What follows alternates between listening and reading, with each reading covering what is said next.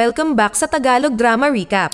Sa video na ito, ipapaliwanag ko ang isang crime at drama na pelikula na pinamagatang Flawless na ipinalabas noong 2007. Spoilers ahead, watch out and take care. Nagsimula ang pelikula sa isang dalagang mamamahayag na nagngangalang Cassie J na dumating sa isang restaurant upang interviewin si Laura Quinn, dating empleyado ng London Diamond Corporation, tungkol sa kanyang tagumpay na maging unang babaeng manager sa isang kumpanya na pawang mga lalaki ang empleyado. Bago niya simulan ang kanyang kwento, kumuha siya ng isang napaka-rare na malaking diamante na ninakaw niya sa kumpanya. Lumipat ang eksena noong 1960 nang pumunta sa opisina ang dalagang si Laura at ipinakita na ang buong kumpanya ay pinaghaharian ng mga lalaki. Samantala, ang mga taga-London ay nagpoprotesta laban sa direktor ng kumpanya na si Milton at sa kanyang anak na si Ollie, dahil daan-daang manggagawa ang namatay dahil sa mga diamante. Sa kanilang pagdating, tinipon nila ang mga opisyal ng kumpanya upang pag-usapan ang kaso.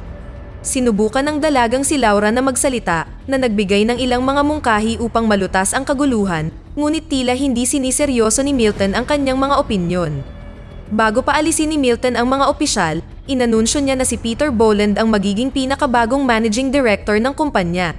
Dismayado si Laura dahil siya ang pinakamasipag na empleyado sa kumpanya, ngunit mas pinili ng amo si Boland kaysa sa kanya.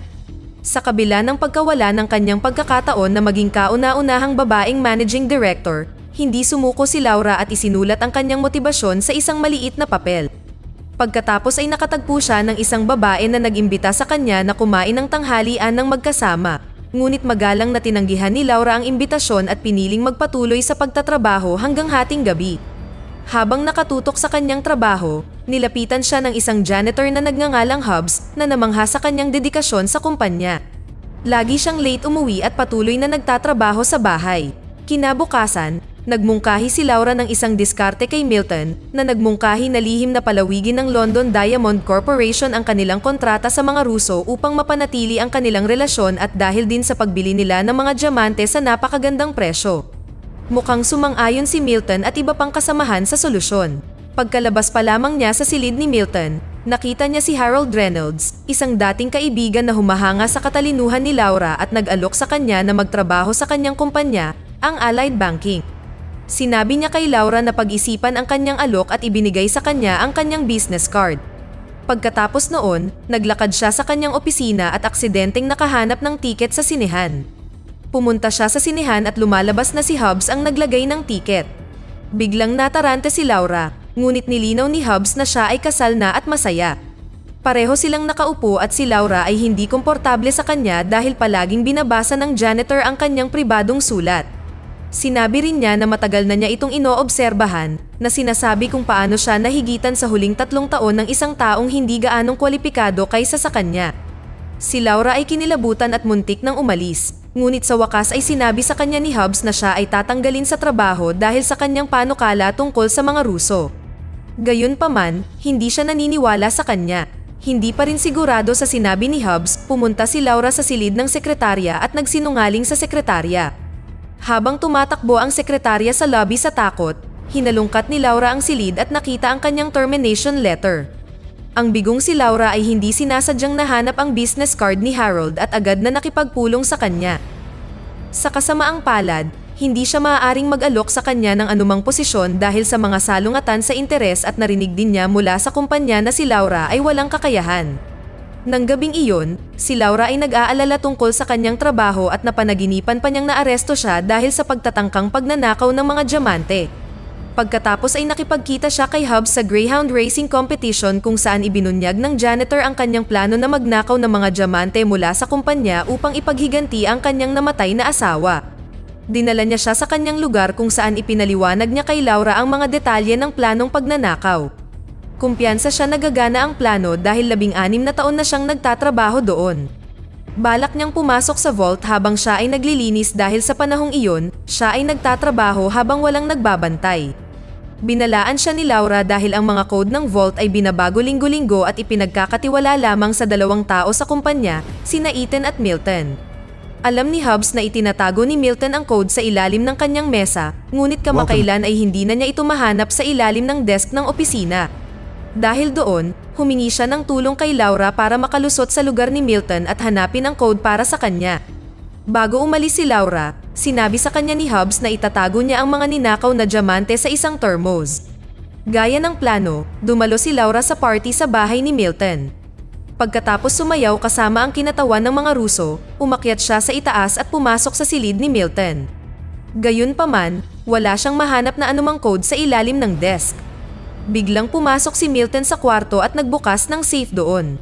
Samantala, palihim na nagmamasid si Laura mula sa malayo. Pagkaalis ni Milton, nagawa niyang buksan ang safe at nakita ang code na hinahanap niya. Kinabukasan, ibinigay ni Laura ang code sa janitor at hiniling na malaman ang bawat detalye ng plano.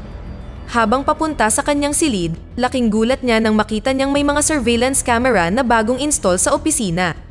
Agad niyang ipinaalam kay Hobbs ang tungkol sa mga camera at kung saan nakalagay ang mga ito at iminungkahi na itigil na nila ang heist. Sa kalaunan ay nakaisip si Laura ng ibang paraan upang makapasok sa vault. Inihayag niya na kahit na mayroong 8 camera sa basement, 4 na camera lamang ang aktibo sa parehong oras. Dahil ang cycle ng camera ay humigit kumulang 15 segundo ang pagitan, ibig sabihin, ang bawat larawan ay naka-off sa screen sa loob ng 60 segundo. Nagdududa si Laura kung matatapos ni Hobbs ang trabaho, ngunit umaasa siya na sapat na ang 1 minuto para makalusot siya sa vault at makatakas ng hindi natutuklasan. Pagkatapos ay sinetap nila ang kanilang mga relo at sumang-ayon na magpatuloy sa plano. Kinabukasan, dumating ang dalawa sa opisina at isinagawa ang plano. Pumunta si Hobbs sa security room at sinimulan ang countdown pagkatapos na lumipat ang mga camera. Ang bawat hakbang ng plano ay ginagawa ng tumpak hanggang sa kalaunan ay dumating si Hobbs sa vault at sinubukang buksan ito. Gayunpaman, medyo huli na siya at lumipat ang imahe na nagpapakita kay Hobbs na sinusubukang buksan ang vault. Sa kabutihang palad, tinawagan ni Laura ang security room at ginulo ang bantay bago pa man niya makita si Hobbs. Sa loob ng vault, nakitang kinukuha ni Hobbs ang mga diamante gamit ang kanyang thermos at tumakas mula sa vault nang hindi natutuklasan. Sa umaga, umalis ang janitor sa gusali na bitbit ang bote, ngunit biglang tinawag upang ayusin ang baradong palikuran. Pagkalipas ng ilang sandali, binuksan ni Ethan ang vault at nagulat ang buong opisina, kabilang si Laura, nang ipaalam niya sa kanila na wala na ang 2 toneladang diamante sa vault.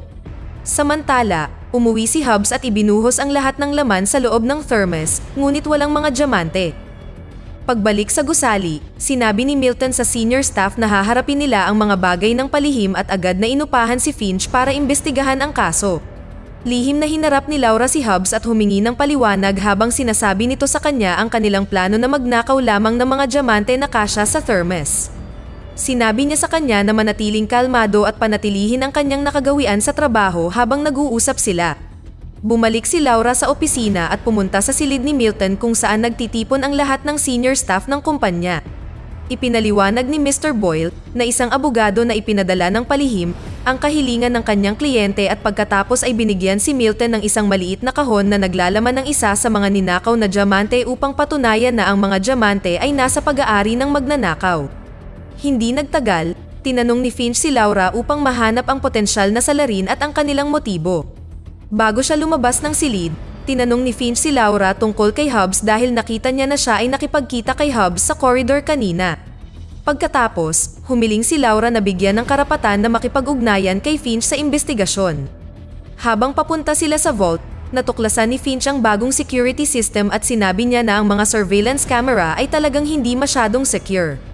Sa basement, pinapasira ang lahat ng pader upang maghanap ng butas dahil naniniwala si Finch na siguradong pinasok ito ng salarin sa isang lugar upang mailabas ang mga diamante.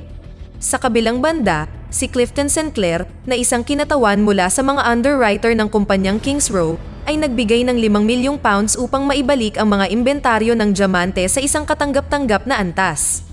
Gayunpaman, sinabi ni Milton na ang halaga ng pera ay hindi sapat dahil sila ang nag-iisang supplier ng mga diamante sa 6 na kontinente.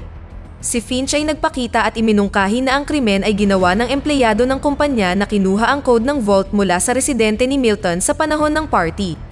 Pagkatapos ay nakipagkita si Laura kay Hobbs sa imburnal at sinabi sa kanya na walang bibili ng ganoong halaga ng mga diamante dahil ang London Diamonds ang tanging mamimili. Idinagdag niya na ang paghingi ng ransom ay walang silbi dahil hindi sila magbabayad. Tumanggi pa rin siyang ibunyag ang lokasyon ng mga diamante, kaya umalis si Laura at susubukan niyang hanapin ang mga diamante. Habang nasa kanyang silid, lumitaw si Finch at hiningi ang mga fingerprints ni Laura. Humingi siya ng tulong kay Laura sa isang interogasyon na sinang-ayunan niya. Pumunta silang dalawa sa isang kwarto kung saan naghihintay si Hobbs. Tinanong ni Finch si Hobbs na maayos na nakasagot sa lahat ng mga tanong. Nang wala na si Finch, napagtanto ni Laura na maaaring may naiwan siyang fingerprint at nagmungkahi na makipag-ayos sila kina Milton at Sinclair. Gayunpaman, tiwala pa rin si Hobbs na magbabayad sila o hindi na nila mahahanap muli ang mga diamante. Sa gabing iyon, sinuri ni Finch ang mga fingerprint ni Laura at nalaman din niya ang pagkikita ni Laura at Hobbs sa karera ng Greyhound. Samantala, ang bigong si Sinclair ay nakipag-ugnayan sa isang kumpanya ng news media at planong ibunyag sa publiko ang pagnanakaw. Inutusan ni Milton ang kanyang mga tauhan na makipagpulong sa lahat ng miyembro ng sindikato na pinipilit silang bayaran siya o dudurugin niya sila. Maya-maya, ipinaalam sa kanya na naghihintay ang press sa labas. Dahil sa pressure ay natumba si Milton na agad niyang ikinamatay dahil sa atake sa puso. Sa kabilang panig, hinarap ni Finch si Laura upang talakayin ang kanyang mga fingerprint na natagpuan sa lugar ni Milton at ang pakikipagkita kay Hobbs. Pagkatapos ay inakusahan niya siya bilang may kagagawan ng heist. Sa kasamaang palad, isang lalaki ang biglang sumugod na ipinaalam kay Finch ang tungkol sa pagkamatay ni Milton. Pagkatapos pumunta ni Finch, agad na pumunta si Laura sa banyo dahil sa isang panic attack at kalaunan ay napagtanto na maaring nilipat ni Hobbs ang lahat ng mga diamante sa pamamagitan ng mga tubo. Bumaba siya sa imburnal at nagkataon na nakasalubong niya ang janitor doon. Pinagbantaan siya ni Laura na sasabihin niya ang lahat sa mga autoridad at sinubukang tumakas, ngunit natumba siya. Sinabi sa kanya ni Milton na ang kanyang tunay na motibo sa pagnanakaw ay upang ipaghiganti ang kanyang namatay na asawa. Ang kanyang asawa ay nagkaroon ng isang magandang pagkakataon na ganap na gumaling mula sa kanser, ngunit ang insurance company na pinamumunuan ni Sinclair ay tumangging tulungan siya sa mga oras na iyon. Sa wakas ay isiniwalat niya na paulit-ulit niyang inilagay ang lahat ng mga diamante sa mga bag ng basura at pagkatapos ay ibinuhos ang lahat ng ito sa lababo. Nakapagtataka, isang napakalaking diamante ang naiwan sa aparador kaya nagpasya siyang ipadala ito kay Milton bilang patunay. Balik tayo kay Sinclair, nalaman ng mga sindikato na balak niyang ibunyag sa publiko ang kaso. Doon, nilinaw niya na hindi na nila maibabalik ang pera at pagkatapos ay bumalik sa kanyang silid. Napagtanto na tapos na ang kanyang buhay, kumuha siya ng baril at pinatay ang sarili. Matapos mailipat ang hinihinging pera sa isang bank account, ang abogado ay nakatanggap ng tawag mula kay Hobbs na nagsasabi sa kanya na nagpadala siya ng isa pang regalo sa kanya. Pagkatapos magkwento, binawi ni Hobbs ang kanyang balak na barilin si Laura at iniwan siyang mag-isa. Si Laura ay nag-explore ng mas malalim sa imburnal at kalaunan ay natagpuan ang mga ninakaw na diamante. Ipinaalam niya sa mga senior staff at autoridad ng kumpanya ang tungkol sa kanyang mga natuklasan at agad nilang nabawi ang mga diamante. Nilapitan ni Finch si Laura at ipinagtapat na hindi pa nila natagpuan ang kanyang mga kopya sa safe ni Milton, ngunit sa halip ay sa mga salamin sa opera sa kanyang opisina. Lumalabas na ginagamit din ni Laura ang pagkakataong ito para magtago ng malaking diamante para sa kanyang sarili. Simula noon, kinuha ni Ali ang kumpanya at ipinakita sa mamamahayag na ang mga diamante ay hindi kailanman nawala. Natukoy din na nag-iisang kumilos si Hobbs sa heist. Sa pagtatapos ng pelikula, sinabi ng nakatatandang Laura sa mamamahayag na hindi kailanman natagpuan si Hobbs at hindi sinasadyang nakatanggap siya ng 100 milyong pounds mula sa isang hindi kilalang lalaki. Bago siya umalis, binigay niya kay Cassie ang kanyang diary book, kung saan nalaman ni Cassie na ginastos ni Laura ang lahat ng pera para sa pagtulong sa iba. Dito na nagtatapos ang kwento. Sana ay nagustuhan nyo. Mag-subscribe na kung hindi ka pa nakasubscribe, pindutin na rin ang notification bell at like button upang matulungan ang channel, and leave a comment down below. And as always, thank you for watching.